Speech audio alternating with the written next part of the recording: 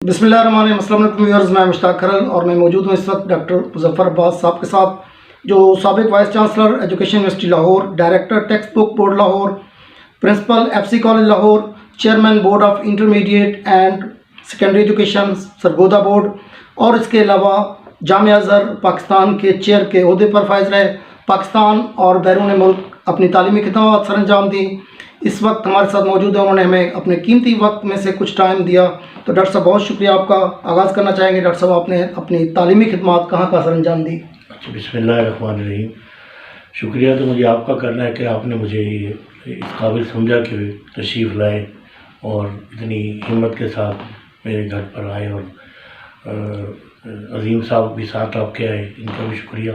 बहुत शुक्रिया। तो मैं एक इकबाल के एक शेर से अपनी बात का आगाज़ करता हूँ। आपने कहा ये रहे वो रहे वो रहे, लेकिन इकबाल ये कहते हैं कि जो था नहीं है, जो है ना होगा, यही है एक हरफ़ महरमाना, करीब तर है नबूद जिसकी, उसी का मुश्ताक है ज़माना। अब करीब तर तो अब ख़ात्मा ही होता है ना इंसान के, तो वो जो पिछली बातें वो तो हो गई, और जो था नहीं है, जो है ना होगा।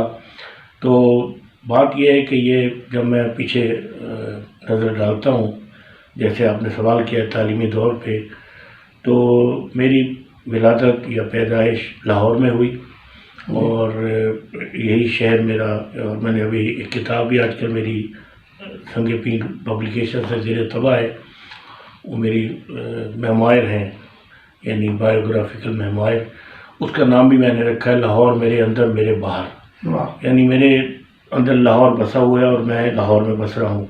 तो यहीं से मैंने अपनी तालीम का आगाज़ किया, और कोई इंग्लिश मीडियम स्कूल नहीं। मेरे वालिद एक मिडिल क्लास, बल्कि अगर लोअर मिडिल क्लास के हैं तो अकाउंटेंट थे, वो एक ट्रेजरी ऑफिस में, उनका नाम अबुल फजल अब्बास था, और वो इंतहाई सादा आदमी जैसे होते थे पुराने ज़माने के लोग, शलवार और कमीज़ वाले दौर में थे। तो हमने भी एक यानी उर्दू मीडियम स्कूल से आगाज़ किया, और उसके बाद फिर मैंने दयाल सिंह कॉलेज में मैंने दाखिला लिया, और उसकी भी एक बड़ी दिलचस्प दास्तान है कि गवर्नमेंट कॉलेज लाहौर में मेरिट पर मेरा नाम था, तो लेकिन मुझे शौक़ था FC कॉलेज पढ़ने का। मुझे कैसे शौक़ पैदा हुआ कि मेरे एक हमसाए में एक लड़का दाखिल हुआ था FC में, हमसे एक साल पहले सीनियर था, और वो उसकी एक बस आया करती थी बड़ी खूबसूरत, उस पर FC कॉलेज लिखा होता था। दूसरे वो टाई लगाता था और नीले रंग की कमीज़ और ऊपर नीला कोट। मुझे वो बड़ा फैसिनेट करता था कि ये कैसा कॉलेज है कि इतने खूबसूरत लिबास में लोग जाते हैं। ये नहीं पता था कि इसके पैसे भी लगते हैं। तो वो जहन में बसी हुई थी बात, तो मैं FC कॉलेज पहुंच गया, और इन द मीन टाइम मेरी गवर्नमेंट कॉलेज की फ़ीस की तारीख निकल गई।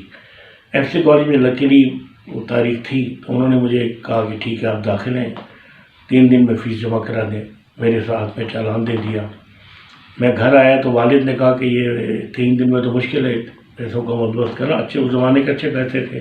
FC कॉलेज तो महंगा कॉलेज था, प्राइवेट, नेशनलाइज नहीं हुआ था जब। तो मुझे उसकी लश जो यानी ग्राउंड्स थी, और लश ग्रीन ग्राउंड, और उसका ग्रेंजर, गवर्नमेंट कॉलेज भी अपना ग्रेंजर रखता है, लेकिन मेरे जहन पता नहीं क्यों एक सवार थी, धुन सवार थी कि मैं FC में पढ़ूँ। तो मैं वहाँ गया दाखिले के लिए, कोशिश की, लोग 3 दिन क्या हफ्ता गुजर गया। हफ्ते बाद वालिद साहब ने पैसे कहीं से अरेंज किए, गया, तो मुझे अभी तक याद है वो जो वहाँ के हेड क्लर्क है, उस ज़माने में उन्हें बरसर कहते थे, शायद बरसर थे वो। तो वो उन्होंने कहा नहीं, आपका तो की जगह बंदा दाखिल हो गया लड़का, तो अब तो कोई चांस नहीं। तो मैं बड़ी मायूसी के आलम में वापस आ रहा था, एक दोस्त मिल गया वहाँ, वो भी दाखिले के सिलसिले में वहाँ आया हुआ था। कहते यार ये अब एक ही कॉलेज रह गया, दयाल सिंह कॉलेज, जहाँ दाखिले खुले हुए हैं, तो अगर यहाँ भी नहीं गए तो फिर घर बैठो, तो चलो मेरे साथ दाखिल होते हैं। फिर मैं वहाँ गया, तो मुझे नंबर मेरे वी में बहुत अच्छे नंबर थे FA में। तो वहाँ उन्होंने जो साथ बैठे तो उन्होंने मुझे बड़ा हाथों हाथ लिया। मैं बड़ा हैरान, कहते हैं आपके बहुत नंबर है, और आपको सब्जेक्ट क्या जो है वो ऐसा है कि आप हम आपको वजीफ़ा भी दे, फीस भी माफ़ करेंगे, और 10 रुपये महीना वजीफ़ा मिलेगा। तो वहाँ फिर मैं दाखिल हो गया, और वो बड़ा अच्छा ज़माना था मेरा। बड़ी मैंने तरह वहाँ सरगर्मियाँ की वगैरह वगैरह, लंबी बात होगी तो मैं कट करता हूँ। तो उसके बाद फिर मैं, हाँ एक बात मैं करूँगा, देखें कुदरत की کچھ سوچ رہی ہوتی ہے، ہم کچھ سوچتے ہیں. جی ڈاکٹر میں انتہائی مایوسی کے عالم میں ایف سی کالج سے محروم ہوا تھا، لیکن کیسے زمانہ بدلتا ہے، جیسے اقبال نے کہا ہے کہ پتہ نہیں کہ کل کیا ہونا ہے. صاحب. سالوں بعد ایک ایسا موقع آیا کہ میں اسی کالج میں پرنسپل لگ گیا جس کالج میں داخل نہیں ہوا تھا. ایف سی کالج کے ہاں، بطور صدر شعبہ صدر اردو رہے، شعبہ رہا، اس کا پرنسپل رہا. پرنسپل رہے. وہ بالکل. کھرل صاحب ایسا ہوا کہ جب میں پرنسپل بنا تو مجھے جب لیٹر آیا تو میں ایک تو پرنسپل بننا بھی بڑا عجیب تھا کیونکہ سفارشی دور ہوتا ہے جیسے آپ کو پتہ ہی. تو میرٹ پر اللہ تعالیٰ نے مجھے پرنسپل بنایا کیونکہ میں سینئر موسٹ تھا، لیکن افواہیں تھی کہ کوئی اور لوگ پرنسپل بن رہے. بہرحال وہ میرے آرڈر ہو گئے. تو میں نے جب پہلی میٹنگ ہوئی اسٹاف کے ساتھ تو میں نے تقریر میں کہا کہ میں اس اللہ کا شکر ادا کرتا ہوں جس نے ایک غریب لڑکے کو اس کالج میں داخل تو نہیں ہوا وہ، لیکن اس محرومی کا ازالہ اللہ تعالیٰ نے اس طرح کیا کہ اسی کالج میں پروفیسر ہیڈ آف ڈپارٹمنٹ اور پرنسپل بنایا. اور پھر میں نے سجدہ کیا وہیں اوپنلی سب کے سامنے. میں نے کہا یہ میرا سجدے کا مقام ہے، کیونکہ دیکھیں جہاں بندہ داخل ہونے کے ایک خواب تھا. تو اس کالج میں صدر شعبہ کالج میں اندر رہا، پرنسپل ہاؤس میں رہا، پروفیسر کے جو مکان ہوتے ہیں ان میں رہا. تو یعنی میں نہ صرف یہ کہ وہاں پڑھ نہیں سکا لیکن پڑھایا اور رہا بھی اندر ہی اسی کیمپس میں جس کو مجھے فیسینیٹ کرتا تھا. میں اس کو بڑا ایک عجیب و غریب میرے ذہن میں ایک خواب تھا کہ یہ کالج ہے اور یہ اتنی گراؤنڈس ہیں اور یہ بڑے بڑے کمرے اور اونچے ہال. تو جس فیسینیٹ کرتا تھا اسی کالج میں جا کے رہ رہا ہوں اور وہیں پڑھا رہا ہوں. تو بہرحال اس کے بعد پھر میرا سلسلہ شروع ہوا اور تعلیم کا، اور پھر میں اورینٹل کالج آیا. اورینٹل کالج آیا اورینٹل کالج میں نے میری پوزیشن آ گئی. میری کتاب ایک تھیسس بھی تھا اور مجھے اللہ کا بڑا احسان ہے کہ جو اس دور کے اور آج بھی بہت بڑے نقاد ہیں ڈاکٹر عبادت بریلوی، ان کے ساتھ میں نے تھیسس میرا ان کے ساتھ تھا. اور وہ تھیسس جو تھا وہ پھر بعد میں کتابی شکل میں چھپا اردو میں قومی شاعری کے نام سے، اور اس پر داؤد ایوارڈ ملا بعد میں اس کتاب پر. جی ہاں. تو یہ ایک بس اللہ کی دین ہوتی ہے، آدمی کے اختیار میں کچھ نہیں ہوتا. اس نے لکھا ہوتا ہے کیا، اس نے کہاں آپ کو کیا دینا ہے. تو انسان گھبرا جاتا ہے، محرومی سمجھتا ہے. وہ محرومی نہیں ہوتی، وہ اللہ تعالیٰ نے آپ کے لیے کچھ اس سے اچھی چیز رکھی ہوتی ہے. تو میرا تو یقین ہے کہ یہ، اور یہاں ایک بات میں اور بھی کروں کیونکہ یہ آن ایئر جائے گا تو طالب علم بھی سن رہے ہوں گے کہ یہ کبھی آدمی کو مایوس نہیں ہونا چاہیے. لا تقنطوا من رحمت اللہ، اللہ نے خود کہا ہے کہ میری رحمت سے مایوس نہ ہو. میں نے زندگی کا نچوڑ یہ ہے کہ ماں باپ کی دعائیں، انسان کی اپنی محنت، لیسا للانسان الا ما سعی، جب تک کوشش نہ کرو کچھ نہیں ملتا. لیکن کوشش کرو اور ماں باپ ناراض ہوں تو کچھ نہیں ملتا. بالکل ایسے. ماں باپ کی دعائیں، کوشش، اور پھر اللہ تعالیٰ بھی چھوڑ دو. وہ فوض امر اللہ، بس واللہ بصیر بالعباد. وہ جو چاہتا کرتا ہے. تو تین چیزیں ہوتی ہیں ماں باپ میں، اس کو کہتے ہیں ٹرائنگل ہے. ماں باپ کی دعائیں، اپنی محنت اور اللہ کا کرم، یہ تین چیزیں شامل ہوں تو دنیا میں کوئی چیز آپ کو روک نہیں سکتی. تو یہ میرا تعلیمی سفر تھا. اس کے بعد میں نے پی ایچ ڈی کی پنجاب یونیورسٹی سے مولانا ابوالکلام آزاد پر. وہ بھی کتابی شکل میں چھپ چکی ہیں میری کتابیں. ابوالکلام کے بارے میں 2-3 کتابیں ہیں، تھیسس وہ میں سے نکال کر چھپی ہیں. تو یہ سارا سفر ہے. اور اس کے بعد پھر ظاہر ہے کہ عملی زندگی شروع ہو جاتی ہے. جی. تو ہم ناظرین، ہم بھی خوش قسمت لوگوں میں سے موجود ہیں جن لوگوں نے ڈاکٹر صاحب سے پڑھا ہے، اور متاثر بھی بہت زیادہ اس حوالے سے ہوئے ہیں کہ ڈاکٹر صاحب نے ہمیشہ اپنے طالب علموں کو بہت زیادہ عزت دی ہے. جو سب سے اہم خاصیت ہے ڈاکٹر صاحب کی، وہ ایک تو برابر، تمام کے ساتھ برابر سلوک، اور اس کے ساتھ ساتھ چاہے جس شعبے کے لوگ ہیں، چاہے جس پوسٹ پہ ہیں، پرائمری اسکول کے ٹیچرز بھی ہیں، انہیں پہلے دن سے ہی وہ عزت دی ہے، وہ مقام دیا کہ آپ اس وقت قوم کے معمار ہیں اور ایک بہت بڑی آپ کی پوزیشن ہے. تو ڈاکٹر صاحب آپ سے پوچھنا چاہیں گے کہ آپ نے پاکستان میں بھی پڑھایا، پاکستان سے باہر بھی، جامعہ ازہر جیسے بہت بڑا دنیا کا ادارہ ہے، تو آپ کو کیا فرق محسوس ہوا پاکستان کے اندر پڑھاتے ہوئے اور باہر جب آپ نے پڑھایا؟ اچھا، میں اس میں ایک بات بتاؤں گا آپ کو کہ کھرل صاحب آپ تو ماشاء اللہ پی ایچ ڈی کے اسٹوڈنٹ ہیں اور آپ بہت پڑھے لکھے آدمی، آپ بھی جانتے ہیں کہ تعلیمی نظام کو برا یا اچھا نہیں ہوتا. جی صاحب. اس کے نفاذ اچھا یا برا ہوتا ہے. ہر نظام اچھا ہوتا ہے. دوسرے ملک کیوں آگے چلے گئے کہ انہوں نے نفاذ پر بڑا کنٹرول رکھا ہوا ہے. ہمارے یہاں نفاذ نہیں ہوتا. یہ اور پھر دوسرے ریپڈ چینجز جو ہوتی ہیں، بار بار تبدیلی، بار بار آج یہ کل وہ. آپ دیکھیں آکسفورڈ، کیمبرج، میں نے اس وقت آپ کو یعنی سارے پوری دنیا پر نظر ڈالیں آپ تو وہ سسٹم ان کا وہی چلتا ہے، اس میں چینجز آتی رہتی ہیں، اضافے کرتے رہتے ہیں. ہمارے یہاں تو آج یہ لازمی مضمون ہے، کل کو یہ ہو جائے گا، پرسوں یہ ہو جائے گا. اور پھر ہمارے یہاں انفلیشن آف سبجیکٹس ہے، بچوں پر اتنا بوجھ لاتا. آپ صبح بچہ جاتے دیکھیں لگتا ہے کہ مزدوری کرنے جا رہا ہے، پیٹھ پہ اینٹیں رکھی ہوئی ہے کندھے پر. تو میں جب ہندوستان میں تھا، اللہ نے مجھے موقع دیا، جیسے آپ نے بھی کہا کہ میں نے باہر کے ملک کی کوئی یونیورسٹی میں پڑھایا بھی ہے اور پڑھا بھی ہے. 91-92 میں مجھے ایک گورنمنٹ اسکالرشپ پہ برسٹل یونیورسٹی میں جا کے پڑھنے کا موقع ملا. وہاں سے میں نے ایجوکیشن میں ڈگری لی، تو تھیسس بھی لکھا. اور تھیسس میرا چھپ چکا ہے، text book development in Pakistan and UK، اور وہ کتابی شکل میں بھی آ چکا ہے. اور وہ برسٹل انہوں نے بھی چھاپا تھا، پھر یہاں سنگ میل نے چھاپا پاکستان میں. تو میں نے یہ دیکھا ہے کہ وہاں میں جب میرے چھوٹے بچے میرے ساتھ تھے، انہیں میں لے گیا تھا ساتھ، تو وہ جب بچے اسکول پڑھنے جاتے تھے تو خالی آ جاتے تھے. اب میرے پوتے امریکہ میں، چھوٹے بیٹے کے 2 بیٹے ہیں، وہ جاتے ہیں اسکول، صبح شام ہم دیکھتے ہیں کوئی بستا نہیں، کچھ نہیں. ٹیچرز کھڑے ہوتے ہیں، انہیں ریسیو کرتے ہیں، ہنسی مذاق، خوش ہوتے ہیں. یہاں استاد چہرے پر تشنج لیے جو پڑھنے کی اس کی امید ہے اس کو بھی ختم کر دیتا ہے. تو ہنسی خوشی، تعلیم ایک ایسا عمل ہے جو اچھے ماحول میں انجام دیا جا سکتا، ورنہ نہیں. میرا عقیدہ ہے. اب آپ نے کہا فرق کیا؟ فرق یہ ہے کہ نظام کے نافذ کرنے والے مطمئن ہوں. آپ استاد کو مطمئن کریں، آپ کی تعلیمی نظام ٹھیک ہو جائے گا. باہر کی یونیورسٹیوں میں استاد مطمئن ہوتے ہیں، ہمارے یہاں مطمئن نہیں ہوتا استاد. جب آپ وہ ایک لطیفہ کسی نے مجھے سنایا تھا کہ وہ ڈسٹرکٹ انسپیکٹر اسکول میں چلا گیا معائنے کے لیے، تو ماسٹر صاحب پڑھا رہے تھے GIR گرل. تو اس نے کہا کی پڑھا رہے ہیں؟ انہوں نے کہا جی گرل پڑھا رہے ہیں. کہ گرل کیوں پڑھا رہے ہیں؟ یہ گرل ہے.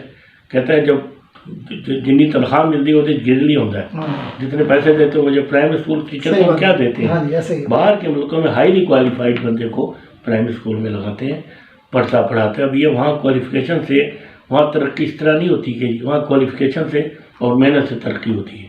جامعہ در کا نظام جو تھا وہ اپنا سسٹم ہے، وہ پہلے سے لے کر آخر تک. مثلا اب ان کے یہاں حفظ ہے، یعنی لازمی ہے آپ کو ڈگری BA کی ملے گی جب آپ قرآن شریف کو حفظ، پورا قرآن آپ نے حفظ کیا ہوگا. تو یہ یعنی حافظ لائنیں لگی حافظوں کی وہاں. کیوں؟ اور قرآن کو وہ صرف پڑھاتے نہیں ہیں، رٹاتے نہیں ہیں، قرآن ان کے اندر داخل کرتے ہیں. ان میں سے آپشن ہوتی ہے، کچھ حافظ بن جائیں، حافظ نہ بنے تو قرآن کا ایسا مطالعہ کریں کہ جب سوال ہوتا ہے ان کو وائوا، تو اس میں زیادہ تر ایک وائوا سوال قرآن پر بھی ہوتا ہے. قرآن شریف کے کیا مضامین ہیں، نزول، شان نزول کیا آیتوں کی، کون سی صورت کس موقع پہ نازل ہوئی، یہ چیزیں ان کے اندر ہوتی ہیں. تو اسی طرح ہندوستان میں ہم پڑھتے تھے تو محسوس ہی نہیں ہوتا تھا کہ ہم پر کوئی بوجھ ہے. استاد جیسے آپ بھی میرے بارے میں کہہ رہے تھے، تو میں تو اپنے استادوں کو دیکھ کر وہاں باہر، اور یہاں بھی ہمارے استاد اور انٹر کالج میں عبادت بریلوی صاحب تھے، ڈاکٹر عبادت بریلوی، ڈاکٹر وحید اللہ خان، ڈاکٹر تبسم کاشمیری، ڈاکٹر خواجہ محمد زکریا، بڑے نام ہیں، ڈاکٹر وحید قریشی، ڈاکٹر غلام حسن ذوالفقار. یہ ایسے استاد تھے کہ ان کے پاس بیٹھ کر، اور ڈاکٹر نادر حسن زیدی، پروفیسر سجاد باقر رضوی، کیا یہ استاد تھے. تو ہمیں تو جو کچھ ہم نے ان سے سیکھا ہے وہ یہی سیکھا ہے کہ استاد کو ہمبل ہونا چاہیے، استاد کو طالب کو برابری دینی چاہیے. کوئی استاد کو آسمان سے اتری مخلوق نہیں ہے، طالب علم بھی وہی مخلوق ہے. تو اور وہ جو آج طالب علم کل اس نے استاد ہونا ہے. تو میں سمجھتا ہوں کہ باہر کا نظام اور یہاں کا نظام ایک ہی چیز ہے، لیکن نظام کا نفاذ میں فرق ہے. ہم نے تربیت نہیں دی اساتذہ کو، اور تربیت کے ساتھ اہمیت بھی نہیں دی. وہ میں کئی دفعہ کہتا ہوں کہ وہاں ایک لطیفہ ہے کہ اسکول ماسٹر گزرتے ہیں، جب گاؤں سے گزر رہا تھا، گاؤں کی نہر سے، تو وہ عورتیں کپڑے دھو رہی تھی. تو جب عورتوں کو کوئی مرد، انہوں نے ایک دیہات میں طریقہ ہوتا ہے، ایک لڑکی کو کھڑا کر دیتے ہیں کہ جب کوئی مرد آئے تو ٹھپ ٹھپ کر دینا. وہ مجھے کسی نے، میں مظفر گڑھ میں جس زمانے میں تھا، کسی ٹیچر نے، میرے پروفیسر نے، ایک ہوتے تھے فارسی کے دستی صاحب، انہوں نے سنایا تھا. کہتے وہ لطیفہ تھا، یہ پتہ نہیں سچی بات تھی، کہ وہ لڑکی جب کوئی دور سے مرد دیکھتی کھٹ کرتی تو وہ دوپٹے چادریں اوڑھ لیتی. وہاں پردہ یہ جو شمالی پنجاب جو ہے بہت زیادہ ہے. تو وہ جب گزرا گزرتے رہے ایک مرد آ گیا, انہوں نے کھٹکا نہیں کیا, لڑکی نے پیر پہ آواز نہیں نکالی. تو وہ لڑکی اس نے پوچھا, ماں نے ایک بندہ جنا گزر گیا ہے. اس نے کہا جانا نہیں سی, ماسٹر سی, شودا ماسٹر سی.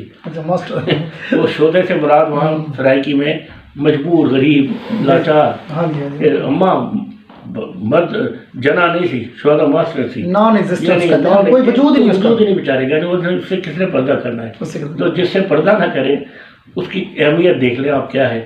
تو اس لیے یہ استاد کو آپ اہمیت دیں گے, اس سے پردہ کرنا شروع کریں گے تو استاد کو. اور استاد کی اہمیت یہ کہ اس کی استاد عزت چاہتا ہے بس. تو یہ پیشہ ایسا ہے کہ یہاں تنخواہ کے لیے نہیں کرتے لوگ, یہ محنت سے, محبت سے. اکثریت کی بات کر رہا ہوں جی سر. چند لوگ ہوتے ہیں, ہر شعبے میں ہوتے ہیں, استادوں میں بھی ہوں گے. سر ڈاکٹر صاحب بڑا اہم سوال آپ کے پاس آ رہا ہے کہ جو اس وقت پاکستان کے اندر نظام چل رہا ہے, انتظامی لحاظ سے ہم دیکھتے ہیں کہ اتنا ڈسپلن نہیں ہمارے مختلف شعبوں کے اندر.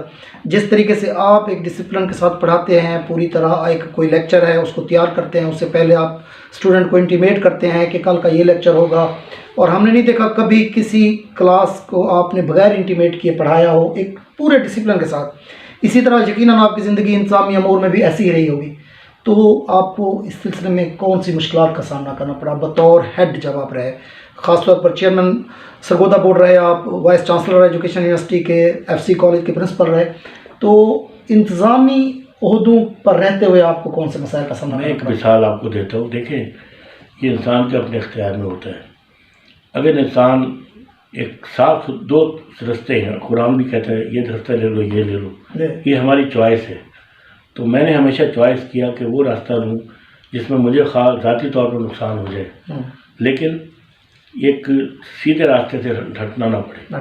مثلاً FCE کو یہ بورڈ کی آپ بات کر رہے ہیں, میں نام نہیں لوں گا کیونکہ ظاہر ہے کہ اچھا نہیں ہوتا. ظاہر ہے سرگودے میں بھی بہت سے سیاسی دور تھا, وہ بڑے بڑے یہ ہوتے پیغامات ہوتے تھے, یہ دے دو, گاڑیاں دے دو, فلانا دو, آج کل بھی ہوتا ہے. تو میں ان کو جواب, وہ تو میں بڑے طریقے سے پیار, لیکن لڑائی نہیں کرنی ہوتی, پیار محبت سے کہتا تھا کہ بھائی گاڑی, آپ میری گاڑی حاضر ہے, میں رکشے پہ سفر کر لیا کروں گا, آپ لے لیں, اور میری اپنی لے لیں. لیکن بورڈ کی جو گاڑیاں ہیں وہ پرچے لے جانے, پرچے لانے کے لیے, وہ دینا میرے بس میں نہیں. اور سب سے بڑی بات ہے کہ آپ اس طرح کریں کہ میں بہت تنگ ہو جاؤں, مجھے ٹرانسفر کرا دیں, اس کے بعد سارا بورڈ آپ کا, گاڑی بھی آپ کی ہے.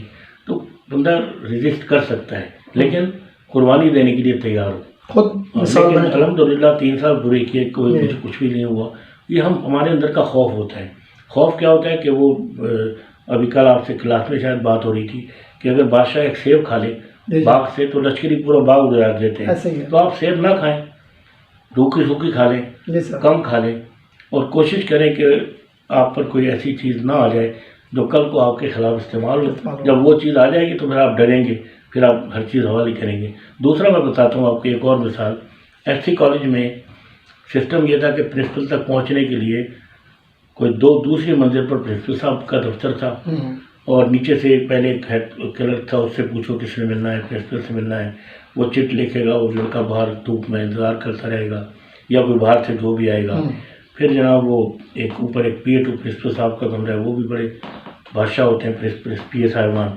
اس کمرے میں جاؤ, وہ پھر پرنسپل کو فون پہ کہے گا سر جی فلانا ملنے آیا ہے, آنے دوں یا نہ دوں.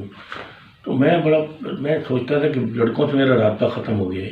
ایک تو یہ میں نے کیا کہ میں وہاں پروفیسر تھا اردو کا, تو MA کلاس بھی تھی وہاں. ایک تو میں نے MA کی کلاس نہیں چھوڑی اپنی, تو میں پڑھاتا رہا. وہ میں آتے جاتے بچوں سے رابطے رہتا تھا. MA والے مجھے MA کے بلاک میں انگلش کا وہیں MA تھا, اور MA سارے وہیں تھے, ان سے ملاقات ہو جاتی تھی. چھوٹے بچوں FSC وغیرہ کے لیے میں نے یہ کیا کہ میں نے کبھی بجائے اس کے بچے میرے پاس آئے رپورٹ چیزیں لے کے, میں نے ہفتے میں 2 دن مقرر کر دیے, 3 گھنٹے, کہ پرنسپل کا ایک وہ جو ہوتا ہے ڈائٹ, جس میں تک کیا کہتے ہیں تقریر کرتے ہیں نا, وہ روسٹرم, ایک روسٹرم نیچے رکھوا دیا, پرنسپل کارنر, اور نوٹس لگا دیا کہ پرنسپل 11 سے لے کے 1 بجے تک, 2 بجے 11 سے 2 تک principal will be down stair and will inform solve your problem, जिस चीज़ को कोई प्रॉब्लम है दरख्वास्त ले के आ जाओ। लड़के खड़े हो जाते थे, पीए को साथ दे गया, मैं खड़ा हो गया, एक एक चीज़ आती रही, सुनता रहा, करता रहा। अपने वाइस प्रेसिडेंट साथ होते थे, उन्हें साथ ऑर्डर देता रहा कि ये कर लो। ऐसा अच्छा वक्त गुजरा वो कि बच्चे आने ही छोड़ गए। अब कौन आएगा जब नीचे उसके बाद उसका मसला हल हो जाए। तो एक इंतज़ाम वगैरह, लोग ऐसे ही बड़ी परेशानी में मर गए, लुट गए, कोई नहीं लुटता। थोड़ा सा मेहनत और थोड़ा सा दिमाग चाहिए होता है। आप प्लानिंग करें, वो जो आप कह रहे हैं जी सबक, मैंने ज़िंदगी में कभी बगैर, चाहे मैं 100वीं दफ़ा 100 यानी 100-200 दफ़ा पढ़ा चुका हूँ, लेकिन जब उस दिन पढ़ाना है तो उस दिन मैं सुबह सबक देखता हूँ। उस्ताद के लिए लाजमी है कि वो अपडेट रखे अपने आप को, और ये भी ना समझे कि जी मैं अकले कुल हूँ, मैं तालिब इल्म से पूछता हूँ ये, और जहाँ गलती होती उस्ताद मान ले। एक झूठ के लिए बंदे को 100 झूठ बोलने पड़ते हैं। हुज़ूर पाक से किसी ने पूछा था कि एक नसीहत करें, आपने कहा बस झूठ छोड़ दो। तो साहबा कराम ने कहा ये झूठ छोड़ने से क्या होगा? कहा कि जब ये वक्त सुबह आएगा तुम लोग पूछोगे नमाज पढ़ी है, तो पढ़ी होगी तो कहेगा पढ़ी है, नहीं पढ़ी होगी तो शर्मिंदा होगा, अगले दिन पढ़ना शुरू कर देगा। तो जो बातें उसके इन झूठ छोड़कर वो बिल्कुल सही रास्ते पे सही मुसलमान बन जाएगा। तो ये है कि इंसान उस्ताद झूठ ना बोले, उस्ताद को खरा होना चाहिए, कम अज़ कम उस्ताद को तो होना चाहिए। डॉक्टर साहब, ये आपका जो तजर्बा है, बैरूनी मुल्क भी रहे, बहुत सी ज़बानों पे आपका बोर भी है, माशाल्लाह आप समझते भी हैं, लिखते भी हैं, तो इस वक्त तक जो आपकी अदमी खिदमात हैं या जो कुतुब या मकालजात जो आपके मंज़र-ए-आम पे आ चुके हैं या आपके मुस्तक़बिल में जो इरादे हैं उनके बारे में थोड़ा सा। मेरा ख्याल है कि ये तकरीबन मेरी कोई 30 से ज़्यादा किताबें, 30 से ज़्यादा किताब माशाल्लाह, और कोई मैंने जो मज़ामीन लिखे वो भी कोई 50 के लगभग होंगे मुख्तलिफ माशाल्लाह। बुक्स की तो इंशाल्लाह तरतीब जो आपने हमें फराहम की है वो हम अभी भी अपने स्टूडेंट्स को दिखाना चाहेंगे ताकि उनमें भी ये जोश जज्बा पैदा हो। अभी भी मैं लिख रहा हूँ, एक मेरी अभी किताब अंदर प्रिंट है, वो मेमोयर है मेरे, बायोग्राफिकल पाकिस्तान मेरे अंदर, लाहौर में मेरे बाहर। इसी तरह मैं एक किताब और आजकल ज़ेर तरतीब है, वो मौलाना अबुल कलाम आज़ाद की जो नसर है उसके हवाले से, वो मैं आजकल अभी तैयारी कर रहा हूँ। तो देखें जब तक ज़िंदगी है आदमी लिखता रहे, पढ़ता रहे, क्योंकि यही हमारी उस्ताद की ज़िंदगी लिखना पढ़ना है और कुछ नहीं। डॉक्टर साहब, आपकी ज़िंदगी जिस तरह गुजरी है तालीम में, और जिस तरह आपका एक स्टाइल है कि आप अगर कोई हम लोग गलत भी जवाब देते हैं तो आप इस तरीके से डील करते हैं जैसे हमें शर्मिंदगी भी ना हो, आप उसको भी कबूल कर लेते हैं। तो इस सिलसिले में आखिर में हम चाहेंगे कि जो जदीद दौर के इस वक्त असातिज़ा कराम पढ़ा रहे हैं, क्योंकि आप उस एज में आ गए हैं कि नाम हम ये नहीं कहेंगे आप स्टूडेंट्स को कोई हिदायत करें, आप जदीद दौर के जो असातिज़ा कराम हैं उनके लिए क्या पैगाम देना चाहेंगे? क्योंकि आप उस्तादों के भी अब उस्ताद हो चुके हैं, तो माशाल्लाह आपका तजर्बा है, तो उस तजर्बे की रोशनी में जो स्टाइल आप अपने खुद अपनाते हैं माशाल्लाह एक आइडियल होता है, तो उस सिलसिले में आप कुछ। मैं पहली बात तो खैर साहब ये करूँगा, आप चूँकि खुद लिखने पढ़ने वाले आदमी हैं, कि मुझे सबसे ज़्यादा फ़ख्र जो है वो है कि मैं मुसलमान हूँ। उसके बाद दूसरा फ़ख्र मेरा ये है कि मैं पाकिस्तानी हूँ, और तीसरा बड़ा फ़ख्र ये है मैं उस्ताद हूँ। और मैं समझता हूँ उस्ताद से बड़ा कोई शोबा नहीं है, पेशा नहीं। अभी परसों हाँ जी हाँ, ये मंगल के रोज़ मुझे एक लाहौर के हवाले से एक तकरीब थी शालीमार कॉलेज में जी सर, मुझे उन्होंने बतौर पैमाने खुसूसी बुलाया। वहाँ मैं गया, उन्होंने मेरा मजमून भी रखा था, तकरीर की मैंने वहाँ, तो वो मेरा अपना भी कॉलेज है क्योंकि मैं वहाँ रहा हूँ 3-4 साल।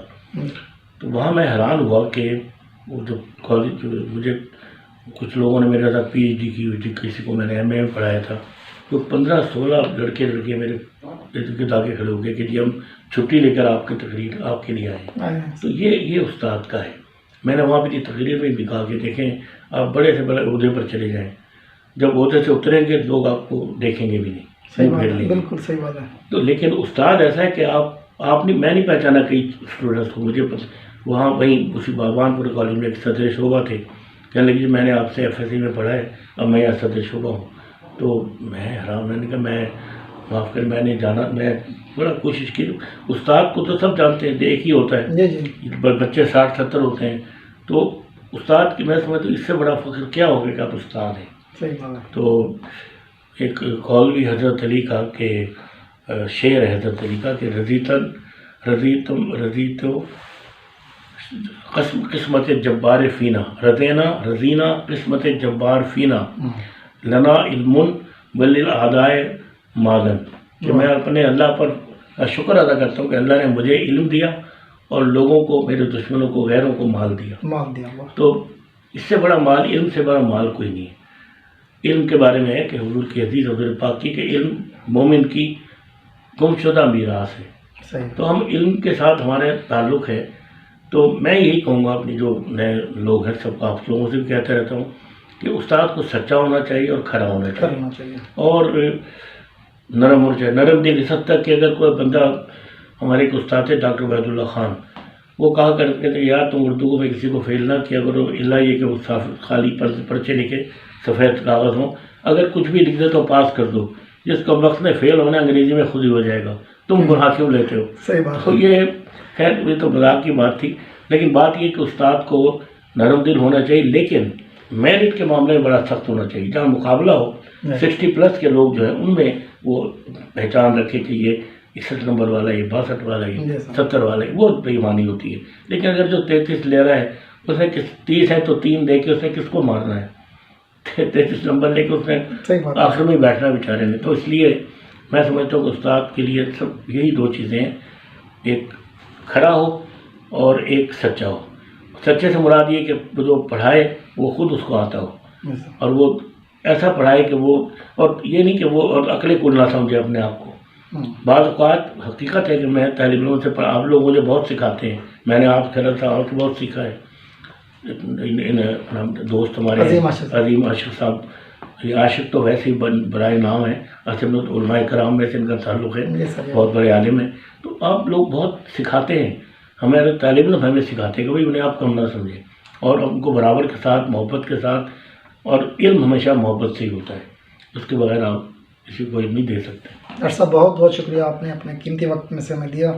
تو انشاءاللہ تعالیٰ آپ کے ساتھ آئندہ بھی ملاقات رہے گی. آپ کی قطع کلامی آخر میں میں اچانک مجھے یاد آ گیا، بھگوان پورے کالج کا ذکر آیا، شالیمار کالج کا. ہمارے پرنسپل ہوتے تھے بہت بڑے، وہ نقاد تھے، پروفیسر جیلانی کامران. بے شمار کتابیں ہیں. ہماری ٹیکسٹ بک جو کتاب تھی نا BA کی، اس کے انگریزی کے استاد تھے، گورنمنٹ کالج میں رہے، میرے ساتھ بہت محبت کرتے تھے، میرے پرنسپل بھی تھے. اور حد یہ ہے کہ میں نے تھیسس وہیں بھگوان پورے میں شروع کیا تھا. خاکہ تیار کرنے کے لیے میں گیا ان کے پاس کہ مجھے 3 چھٹیاں دے دیں، میں نے خاکہ بنانا ہے. یونیورسٹی لائبریری اس زمانے میں نارکلی کے سامنے وہ کرتی تھی، تو وہاں بیٹھ کے میں نے کچھ کتابیں دیکھنی تھی. PhD کا خاکہ سیناپسس. تو کہنے لگے 3 دن ہی بن جائے گا. میں نے کہا میرا خیر کہ نہیں بنے گا. تو 15 دن بڑھنا نہیں کالج، اور کوئی چھٹی کی اپلیکیشن نہیں لی. میرے ہیڈ کو بلایا کہ ان کی کلاسیں بانٹ دو، 2-3 ٹیچروں میں 3 پیریڈ کے 4 ہوتے تھے. تو مظفر آئے گا جب یہ تھیسس کا سیناپسس مکمل ہوگا، اور تم نے جب آنا ہے جب سیناپسس مکمل ہو اور مجھے دکھانا ہے، تب تم نے جوائننگ دینی کالج. ایسے لوگ ہیں اب، نہیں ملتے ایسے لوگ. تو مجھے ان کا ایک شعر یاد آ گیا، وہ میں آخر میں آپ کے پروگرام کے کہنا چاہوں گا کہ ان کی طویل نظم ہے، ان کی کتاب بھی استانزے. تو اس طویل نظم کا ایک ٹکڑا ہے، مجھے بہت پسند ہے. میں نے اس دن کالج میں بھی پڑھا تھا کہ میں نے گندم کے پودے سے دانا، ابر سے بوند پانی کی، قدموں سے مٹی کی بو اور دل سے جدائی طلب کی. میں نے گندم کے پودے سے دانا، ابر سے بوند پانی کی، قدموں سے مٹی کی بو اور دل سے جدائی طلب کی. اور دعا میں کہا خشکیوں پر یہی دن رہے اور تری پر یہی چاند چمکے. میرا ملک نسلوں کی خوشبو میں زندہ رہے، میں رہوں نہ رہوں. تو یہ ہمارا زندگی پاکستان کے ساتھ ہے، تو پاکستان سے بھی محبت کریں. اور مجھے یاد آ گیا کہ جب میں لیکچرر بنا اور والد صاحب کے پاس گیا، خوشی مجھے مظفر گڑھ میں لیٹر آیا ہے، اپائنٹمنٹ ہو گئی ہے لیکچرر کے. تو کہنے لگے پہلے تو سورہ فاتحہ پڑھو قائد اعظم کے لیے، اور 2 رکعت شکرانہ پڑھو اللہ کی نماز. پہلے شکرانے کی نماز پڑھو اور پھر دعا کرو قائد اعظم کے لیے، فاتحہ کرو. اگر پاکستان نہ ہوتا تو تمہیں ہندو گھنٹی بجانے پر اسکول میں چپراسی بھی نہ رکھتا. گھنٹی بجاتے تھے نا چپراسی اسکولوں میں, تم پروفیسر بن گئے, تمہیں کوئی چپراسی نہ رکھتا اگر یہ پاکستان نہ ہوتا. تو یہ اس ملک کو قدر کریں, اس کو احساس کریں, یہ ہے ملک ہے تو ہم ہیں. دیکھیں کیا جو جن کے ملک نہیں ہوتے وہ لوگ کیا ہوتے ہیں, بے چھت کے رہنے والے, بے چھت کے لوگ ہوتے ہیں. ہماری چھت پاکستان ہے. ڈاکٹر صاحب گفتگو میں مزہ آ رہا ہے, تو ایک سوال اب اور میرے ذہن میں آ گیا. جی, مظفر گڑھ کالج میں اصغر الدین سید صاحب نے پڑھایا, انتظار حسین صاحب نے بھی پڑھایا, آپ نے بھی پڑھایا. ہماری وہ دھرتی ہے, ہمارا وہ علاقہ ہے, وہاں کا تجربہ آپ کا کیسا رہا؟ مظفر گڑھ کا مجھے نہیں بھولتا. ایک سفر ہوتا تھا وہاں, یہ پل وغیرہ تو بن گیا نا. جی سر, ایک پل تھا, اس میں ریل بھی گزرتی تھی, اور وہ بھی شام تک آپ لوگ انتظار کرتے رہتے تھے گزرنے کے لیے. گزرتی. اس کے بعد جب پل پہ جاتے تھے تو آگے اونٹ چل رہا ہوتا تھا, تو اونٹ کے ساتھ وہ بس اتنی آہستہ چلتی تھی کہ جتنا آہستہ اونٹ چلتا تھا. ایک تو یہ سفر ہوتا یہ تھا کہ رات ہم 3-4 نوجوان تھے, ایک اقبال قادری تھے, ایک بہت بڑا پروگرام ہوتا تھا ٹاکرا ٹی وی سے, دلدار پرویز بھٹی صاحب انگریزی کے پروفیسر تھے, وہ صاحباد میں لیکچرر ہو گئے تھے. ایک ساتھ ہم لوگ ہوئے تھے, میں مظفر گڑھ میں اور جعفر بلوچ لیا میں, ایک ہوتے تھے جعفر بلوچ بہت میں بھی. اسی طرح سارے لوگ یہ ہم لوگ اکٹھے سلیکٹ ہوئے تھے. تو کچھ لوگ لاہور سے جاتے تھے, رات کو ٹرین چلتی تھی. لطیفہ یہ ہوا کہ وہ ہم جا کے اس میں بستر بچھا دیتے تھے, سوتے تھے. صبح ملتان اترے, مظفر گڑھ جانے کے لیے پھر ہمیں بس میں جانا پڑتا تھا. ڈیرا اڈا کہلاتا تھا. تو وہاں سے ہم بس میں بیٹھ کے مظفر گڑھ جاتے تھے اور 10-11 بجے پہنچ جاتے تھے, رات بھر کے چلے ہوئے. ایک دن ایسا ہو کہ ہم سب لوگ جا کے بسترے اپنی چادر میں جا کے سو گئے. جب ہمیں ہوش ہی نہیں, صبح اٹھے تو بس دیکھا تو لاہور ہی ہے. تو بڑے حیران ہوئے, تو باہر نکلی کہ انہوں نے مظفر ٹرین ملتان والی کہتی جو پیسنجر ٹرین تھی, انہوں نے کہا جی وہ تو ڈبہ کٹا ہوا تھا, غلط ڈبے جڑے ہوتے ہیں نا, یہ ڈبہ کٹا ہوا تھا. ہم خالی سمجھ کر بیٹھ گئے, باقی ڈبے بھرے ہوئے تھے. وہ ساری رات لاہور رہے. پھر بڑی پریشانی, فون, یہ موبائل تو ہوتے نہیں تھے. پرنسپل کو فون کیا, جی رات کو ہم یہاں رہ گئے. انہوں نے کسی نے ساری بات کیا, کسی نے مظفر گڑھ. تو یہ لطیفے بھی ہوتے تھے. لیکن مظفر گڑھ کی میری بڑی یادیں ہیں. بڑے اچھے لوگ ہیں وہاں کے, بہت محبت والے. اور میری رائے ہے کہ سرائی کے لوگوں سے زیادہ خوش اخلاق اس صوبے میں مجھے نظر کوئی نہیں آتا. میں خود بھی حالانکہ لاہور کا ہوں, لیکن یہ جو سرائی کی بیلٹ ہے, یہ بڑے رقیق القلب لوگ ہیں. بہت ان کی شاعری بھی ایسی ہے. اور مجھے وہاں بڑا فخر ہے کہ میں نے بڑے بڑے لوگ وہاں مجھے ملے. میں وہاں ایک کنوان ہوٹل تھا, وہاں مجھے کمرہ لے کر رہتا. تو ہمارے آتے تھے, تو پٹھانہ خان کو میں نے وہاں سنا. ایسے وہ آیا کرتے تھے, ٹھہرتے تھے لاہور جانے کے لیے. پٹھانہ خان, محسن نقوی, بڑے بڑے لوگ. اور اس کے علاوہ بہت بڑے بڑے, یعنی جیسے کہتے ہیں وہاں کے جو بڑے ذمہ دار تھے, ان سے بڑے اچھے تعلقات بھی میرے ہوئے.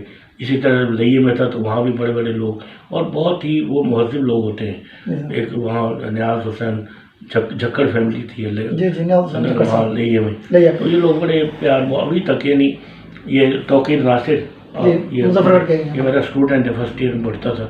وہ جب یہ چیئرمین بنے یہاں کے آرٹس کونسل کے, تو مجھے خاص طور پہ بلایا, سر آپ ابھی بھی میرا رابطہ ہے. تو یہ لوگ, تو یہ مجھے بہت یاد آتے ہیں یہ لوگ. میرا بہت خوشگوار وہاں کا دور گزرا ہے. پچھلے دنوں ڈاکٹر صاحب نے آپ نے بتایا تھا مظفر گڑھ میں گیا اسی سے میں ریسرچ کرنے کے لیے کہ جب آپ کا دور تھا تو کس طرح کا دور تھا. ایک انہوں نے بڑی خوبصورت بات سنوائی مجھے انتظار حسین صاحب کی. تو بچے شیٹیں مانگ رہے تھے, تو جب چوتھی شیٹ مانگنے لگے تو انتظار حسین صاحب نے کہا کہ بس کرو, اتنا نہ لکھو کہ فیل ہو جاؤ. تو اسی سے ہم اپنے پروگرام کا اختتام کرتے ہیں. بہت بہت شکریہ ڈاکٹر صاحب, انشاءاللہ آپ کے ساتھ ملاقات جائے. بہت شکریہ, بہت شکریہ. اللہ آپ کو خوش رکھے اور ہمیشہ کامیاب کرے.